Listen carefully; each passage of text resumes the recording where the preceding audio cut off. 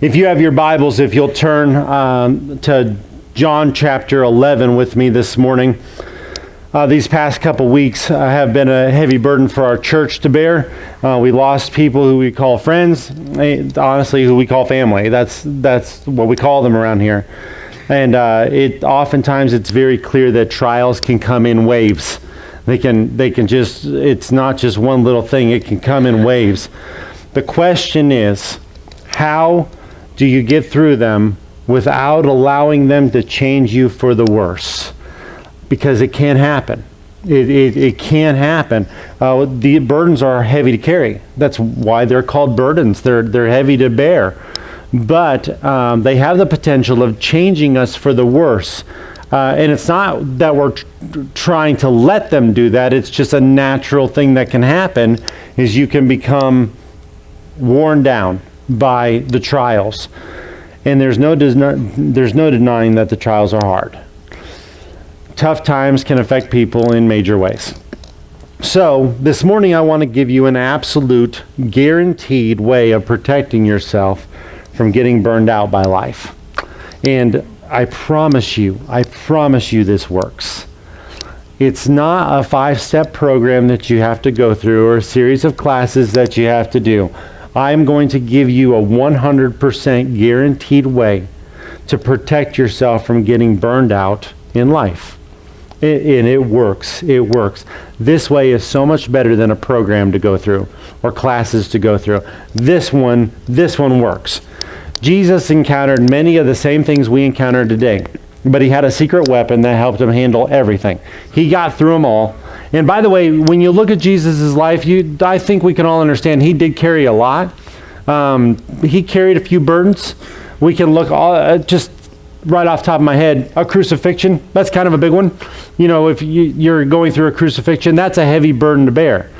But every time he had to carry a heavy burden in his life, he got through that just fine. And it didn't change who he was at all. It didn't make him worse for going through the trial. He got through it. He had a weapon that is offered to every single one of us.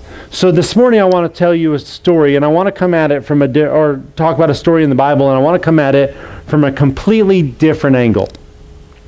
But I promise you, it offers us the answer of how to get through each and every one of these things.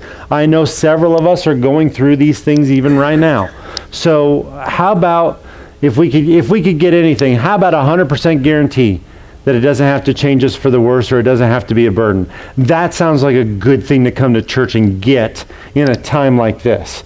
That's what I would want to receive. So it's sitting right here in the Bible. So how about everybody just take one and go home with it today? That's a great thing. So let's offer everybody that today. John chapter 11, starting in verse 1. Let's look at this story. It's a story we're very familiar with, the story of Lazarus.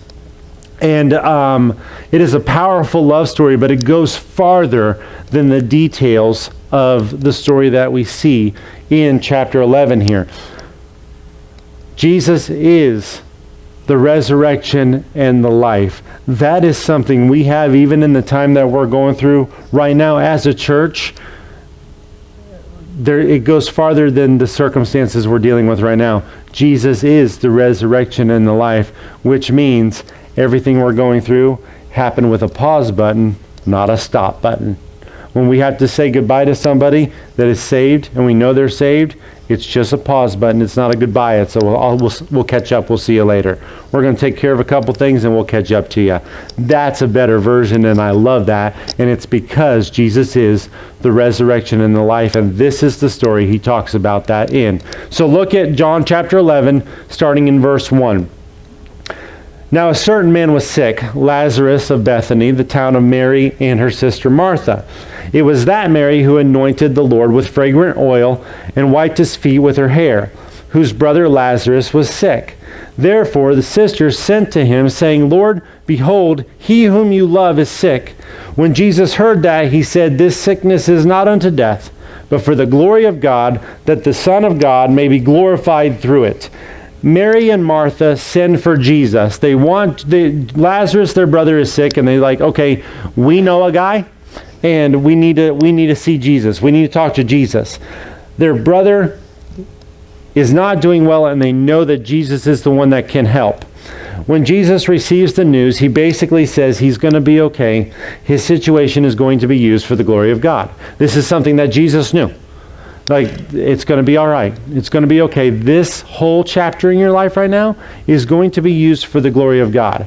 Now, we know how this story ends. We've got record of it. We can read the whole story from beginning to end, and we probably have several times. But these people didn't know how the story was going to end. They're living it. They're in real time. We're reading the account. They're in real time. They don't know what Jesus is about to do. They're struggling, and they have a heavy burden. That's what they're going through at that time. These next two verses that we're going to read are often overlooked, but they can bring us so much comfort when we're going through hard times if we just take them in. If we'll just look at what's going on here. And it does hit us a little bit wrong, but as I was reading through this passage this week, this is the first time I read these two verses the way I read them this week. And like, wow, that's huge. That's huge. I love the Bible because you could have read the whole thing 10, 20, 30 times, and then you read it again like, oh, wow, I didn't know that was there. It's the living Word of God. God gives it to you when you need it. So look at this next verse in verse 5. Now Jesus loved Martha and her sister and Lazarus. So when he heard that he was sick, he stayed 2 more days in the place where he was. Isn't that loving? Isn't that incredible? Don't miss this. Don't miss what's going on here. It says that he loved them so much that when he heard that Lazarus was sick, he stayed 2 more days in the place where he was. They said, come on, we need you there. And he says, okay. And out of my love for you, no. I'm going to stay right where I'm at for 2 more days. That's incredible to me. Out of his love for them, he doesn't give them what they want. Because of his love for this family, it says that he stayed where he was for 2 more days. He didn't go to help. He stayed put. I'm going to stay right here. Sometimes God does not give us what we think is good because he wants us to have what is best. Hold on to that right there. Sometimes he doesn't give us what we think is good because he wants us to have what's best. His ways are truly higher than our ways, and his thoughts are really higher than our thoughts. That is an absolute truth. Mary and Martha say, we need you, Jesus. Lazarus is sick. And he says, okay, I love you so much. I'm just going to stay here for 2 more days. Right? No, that's not what we asked, but it is what you need. His ways are higher than our ways. His thoughts are higher than our thoughts. Mary and Martha are struggling, and out of his love for them, he doesn't give them what they're asking for. Sometimes that's a struggle on our side. Like, God, what's going on here? We told you what we need. You're like, yeah, but you don't know it. You think you know what you need. I do know what you need, and I'm going to give you that. God's amazing. On any given day, this would have not been seen as an act of love. Like, Jesus, they need you now. Okay, I'll be there in a couple days. That's not love, Jesus. Oh, it's everything that Jesus did was saturated in love, including this move right here. After the 2 days were over, Jesus informs his disciples that he wants to go see the family, but the disciples have a few concerns about this situation. Jesus, that's not a good idea. You want to go see the family? We want to tell you why that's not a good idea. That's not a good idea. Look at verse 7 of John chapter 11. Then after this, he said to the disciples, let us go to Judea again. The disciples said to him, Rabbi, lately the Jews sought to stone you, and are you going there again? Remember, they want to kill you, Jesus. It wasn't too long ago. You remember that? Yeah, I remember that. They want to kill you in Judea. You don't want to go back to Judea. The disciples want to know why Jesus is putting himself out there for this family. Why are you doing this, Jesus? Why are you going to put yourself out there again? The Jews recently tried to stone you. When you were there last time, they tried to stone you. They wanted you dead. They still want you dead, Jesus. This isn't a good idea. The family might be asking for your help here. But what about what it might cost you? What about what it might cost you? Maybe You're spreading yourself a little too thin, Jesus. Maybe you don't need to be there for everybody all the time. The family needs you right now, but think about yourself. Think about yourself. Jesus spent so much time giving the blind sight, healing lepers, casting out demons. He was there to comfort and counsel people in need all the time. He fed the multitudes. Why does he think he needs to do more? Why, Jesus? Why do you have to do more? Aren't you tired? Probably. He was probably exhausted. Jesus, just take it easy. If you go there, they're going to want to kill you. That's a risk for you. Don't do this. Sometimes you just have to say no, Jesus. Sometimes you just have to say no. And the truth is, there are times in life where you do have to say no. Jesus did that. Sometimes he had to tell people no. But most of the time he showed up. He showed up. Then he tells the disciples what's going on. You need a better idea of what's going on here. So Jesus tells them in verse 11, he said to them, "Our friend Lazarus sleeps, but I go that I may wake him up." Then the disciples said, "Lord, if he sleeps, he will get well." The disciples seem to understand what Jesus is saying, but they don't understand what Jesus is meaning. Like Jesus says, Lazarus is sleeping and I need to go wake him up. And the disciples are like, well, hold on. Sleep is good for you when you're sick. If you just let him sleep, maybe he'll get better.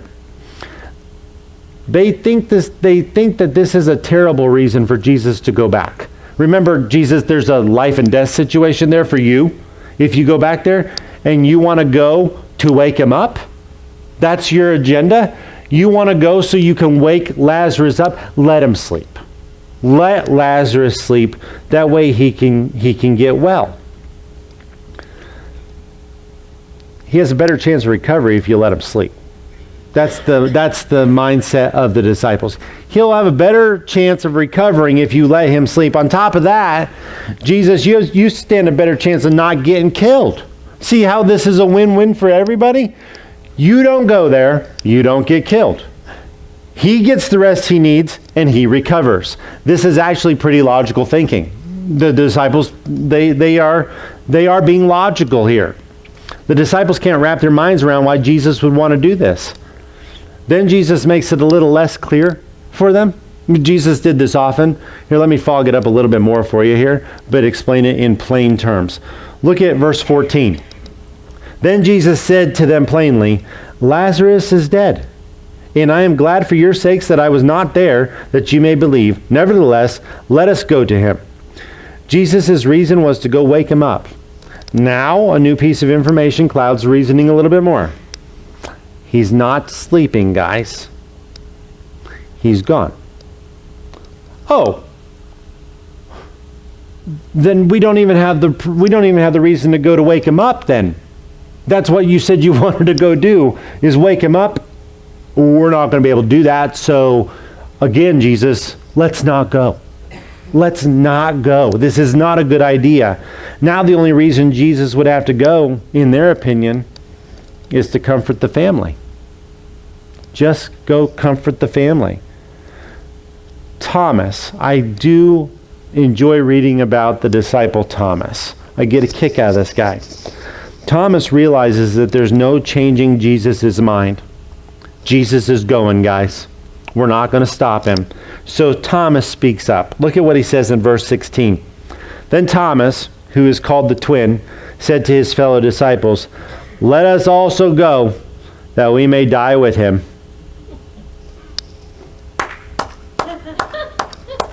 That's classic.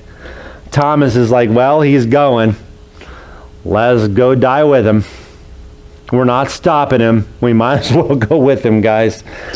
That's funny to me. Thomas, the man with all the hope. Yeah, he's always there. Even when Jesus died, he rose from the dead. I will not believe it until I see the scars. I've got to see the evidence that he rose from the dead. There's no way. Well, look at that, guys. He really did it. This is Thomas. He's known for doubting. But even in this situation, it seems so positive. Well, let's go die with him. Like, good for you, Thomas. Way to boost morale there. He's putting himself out there again. He's going to put himself out there for others again, even in a situation where, really, how's he going to help? This situation is as dire as it can be. He's going anyway. Let's go with him. Let's go with him. And honestly, I don't want to insult Thomas here. There's an element of faith and an element of faithfulness in Thomas. Let's stick with him to the end, guys. Let's go ahead and go with him. But it's not exactly a positive outlook that Thomas has in this situation. The disciples really didn't understand why Jesus was always doing things for other people. They really didn't understand, but within a couple weeks' time, they were going to understand why Jesus did things for other people all the time. When they reach Lazarus' home, the sisters speak with Jesus, and Mary's words are spoken with deep sorrow, and Jesus shares that sorrow with Mary. Look at verse 32 of chapter 11. Then when Mary came where Jesus was and saw him, she fell down at his feet, saying to him, Lord, if you had been here, my brother would not have died. Therefore, when Jesus saw her weeping, and the Jews who came with her weeping, he groaned in the spirit and was troubled. Mary's statement revealed her lack of understanding. If you would have been here, Jesus, you kind of let us down here. If you would have been here, everything would be okay, and it's not okay. And the reason is because you weren't here. So it reveals her lack of understanding. She didn't know that Jesus waited to come out of his love for her. She didn't get that part of the story. I waited 2 days. I didn't come in time because I love you. I love you. She doesn't see that part. She's hurting. Jesus sees her pain and he shares her grief. The disciples didn't understand how important it was for Jesus to be there, but Jesus knew. He was the resurrection and the life, and they needed to see this. When you hear that I rose from the dead, your mind needs to go back to just a couple weeks ago. Now, when you know that could actually be true, we've seen Jesus do some really cool stuff.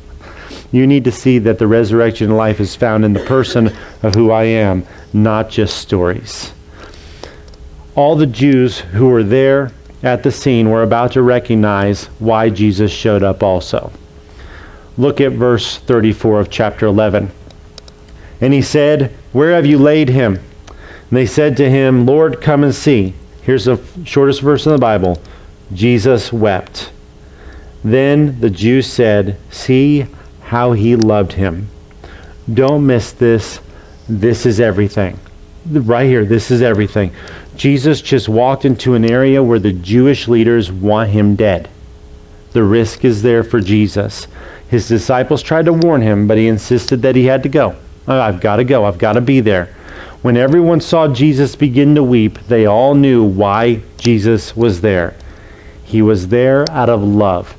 That is why he showed up. It's because he truly loved him.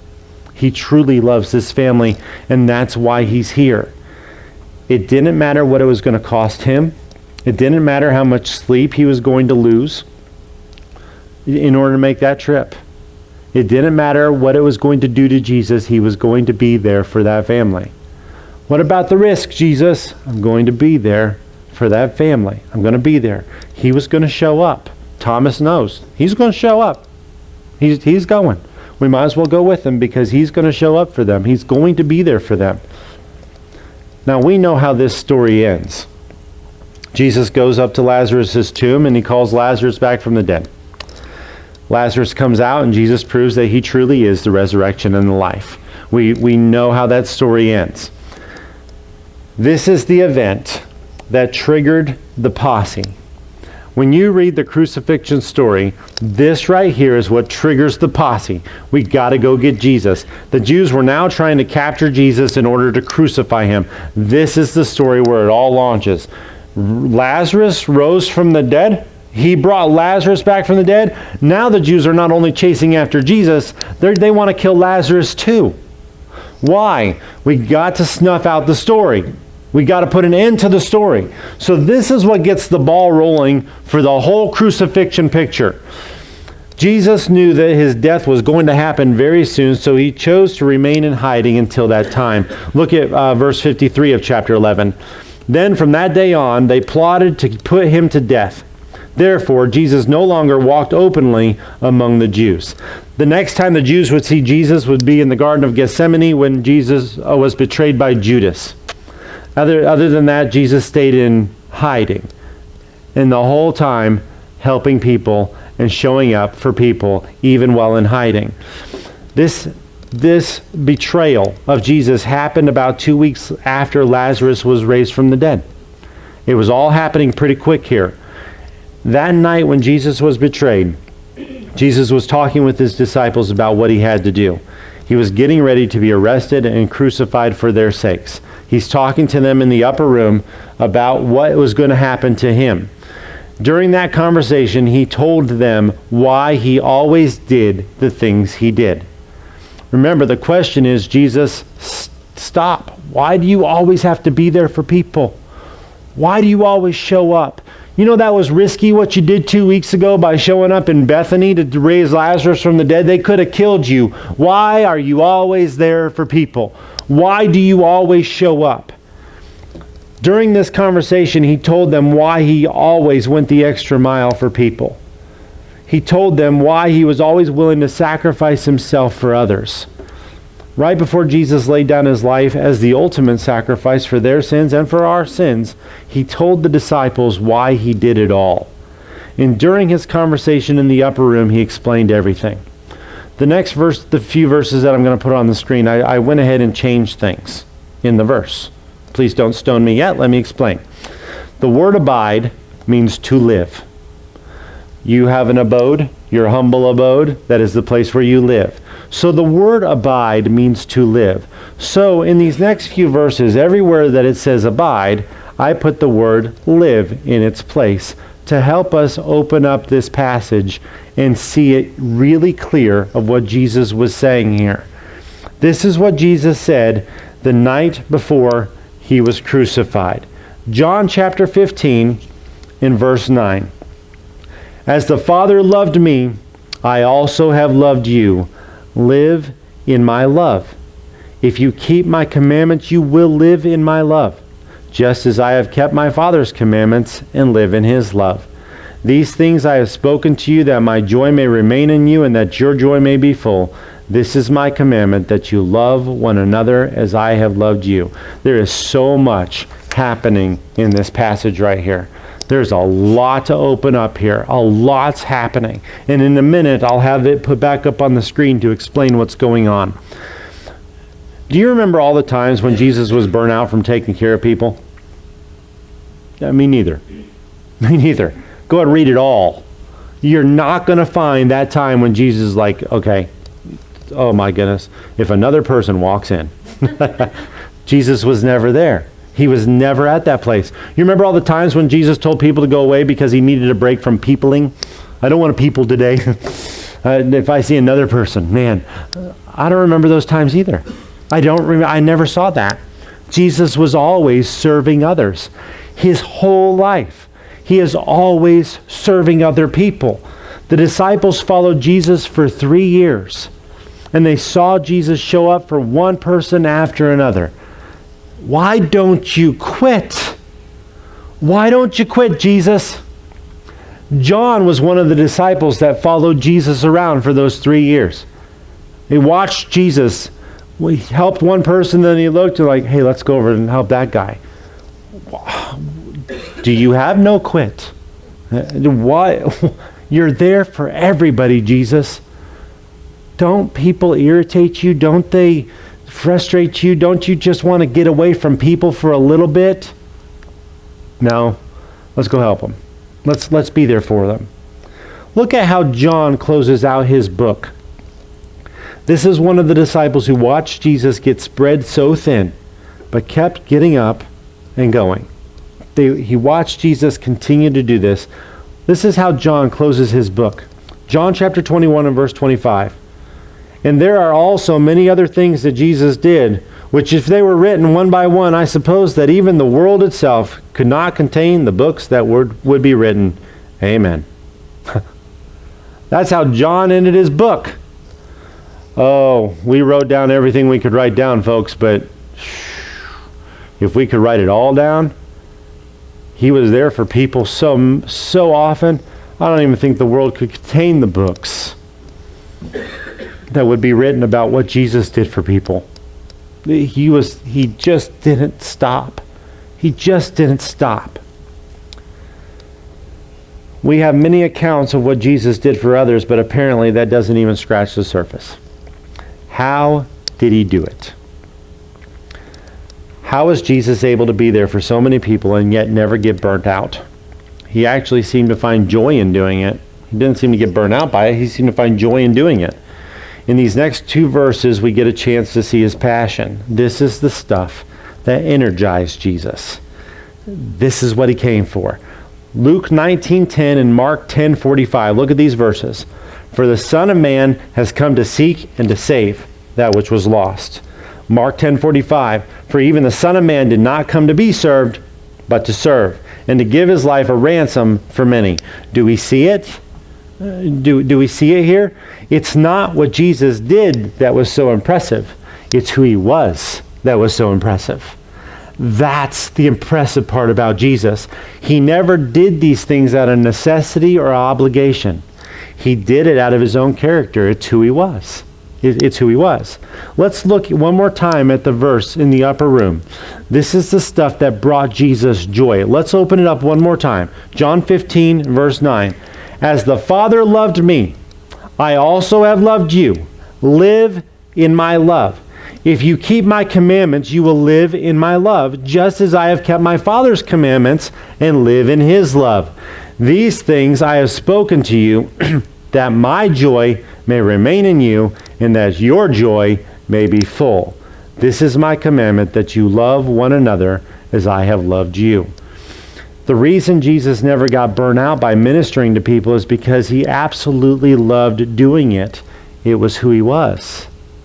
It was who he was. It wasn't something that he did. It was something he was made of. It wasn't just an act. It wasn't just a good deed. It was his character. It was who he was. Yes, he did get tired. We have records of Jesus needing time for sleep. He needed to sleep. Like, I'm going to be in the bottom of the boat, guys. You can stay up here and panic about the storm, but I need a nap. We've seen him. We've seen the records where he needed some sleep. And yes, from time to time, he needed to be alone. We have records of that too. He'd go off and pray with his Father. He needed some alone time. We all need alone time. We all need sleep. We need that rest. Jesus set the example, and it wasn't the example of what to do. It was the example of how to live. Live in my love. I want you to make that your home. Live in my love. Life can sometimes be a lot. We all know that. Sometimes life can be a lot. But to live like Christ isn't asking too much. It's not asking too much. He left us with 2 commandments. Love God, love people. Narrowed it all down to 2. That way, for us who have a hard time remembering things, he made it really simple. All right, you got all these 613 precepts and laws, okay? All right, let me narrow it down for you. Love God, love people. Got it? Got it. I can remember that. Love God, love people. If it's too complicated at that point, there's nothing he can do for us. He narrowed it down really, really low for us. Love God, love people. But if it's what you do, it can be too much. You can get burnt out on ministry if it's what you do. If it's what you are, it can actually become addictive. It can become addictive. The disciple John figured this out. God's commandments are narrowed down to love. Look at 1 John 5 and verse 3. For this is the love of God, that we keep his commandments, and his commandments are not burdensome. It's not too much. Yeah, but what if I feel like I'm being spread too thin? Then do it with love. Don't just do it. Do it with love. These commandments make all of that ministry a joy, not a burden. Where am I going to get the energy to do it again? You'll get fired up about it. You won't become weary, you'll become excited. It has to be who you are, not what you do. It's got to be so much more. When the love of God changes you to the point where it becomes part of who you are, you will learn to eagerly await the next opportunity to do it. Like, hey, somebody's in need. Pick me. Somebody's struggling over here. Can I go? Can I be there? You seem really busy. It's okay. Let me help. Let me help. Jesus, don't go. You're going to get worn out. You're going to be burnt out. You don't do it. We got to go. We got to go. They need us. It is not burdensome. The ministry is not burdensome. Why does God constantly and tirelessly pour out his love?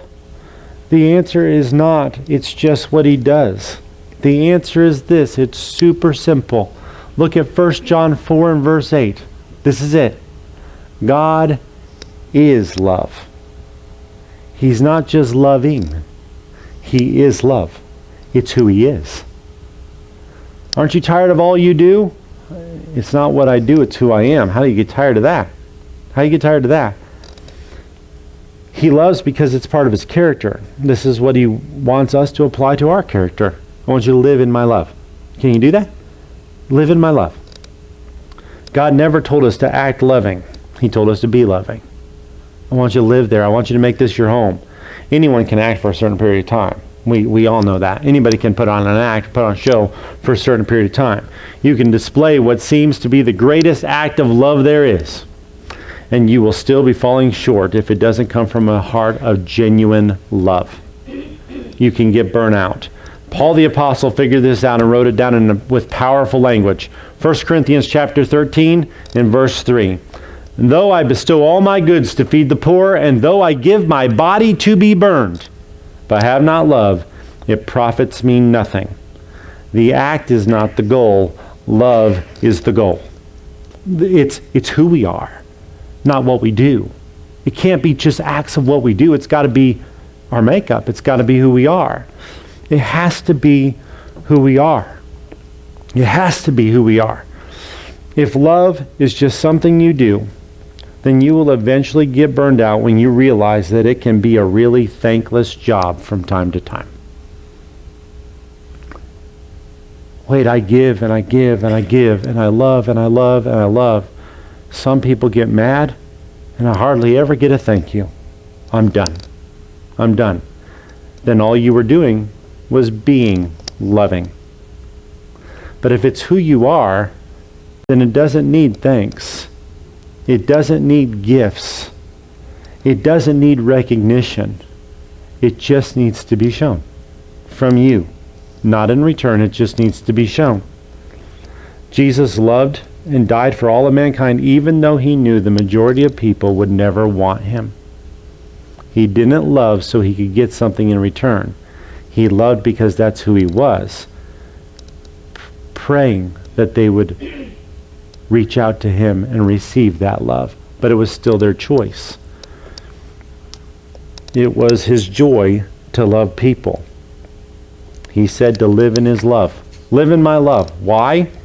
That my joy may remain in you, and that your joy may be full. That's incredible. Ministry is so fulfilling. From me to you, ministry is so fulfilling. Can it be tiring? Yes. Can it be exhausting? Yes. Sometimes you fall asleep to realize, oh, apparently I need to sleep. Didn't know this about me, but apparently that happened. Your body will remind you. You'll eventually fall asleep. But ministry is so fulfilling. It's so fulfilling, and we've all of us have been called into the ministry. It can be exhausting, but I promise you it is so worth it. It is so worth it. Love needs to be something that is shown from who we are in Christ. It can't just be words that we say. It has to be who we are. Look at 1 John 3:18. My little children, Let us not love in word or in tongue, but in deed and in truth. It can't just be words. It has to be genuine. It has to be who we are. One of my favorite verses in the Bible is Galatians 2:20. I love this verse. It gives me the description of what my life is supposed to look like, and it tells me that the inward focus cannot be what drives me. It has to be the one who lives within me. That's got to be what drives me. Look at Galatians 2:20. I have been crucified with Christ. It is no longer I who live, but Christ lives in me. And the life which I now live in the flesh, I live by faith in the Son of God who loved me and gave himself for me. This must be the driving force behind all I do. It's got to be the driving force behind all you do. This is what it's all about. We let Christ have full reign in our lives. God, do you need to love somebody today? Yes. Can we do it together? Yes. Let's do it. Let's make it who you are, not what you do. He is love. He's the one who takes what could be burdensome and makes it a reason for joy. And I promise you, ministry is exciting. It is a reason for joy. Why did Jesus love so deeply? Why did he go the extra mile for people over and over again? Why did he come not to be served, but to serve? Why did he do it? Because it was who he was. Love, it has to be who we are. Not just what we do. It has to be who we are.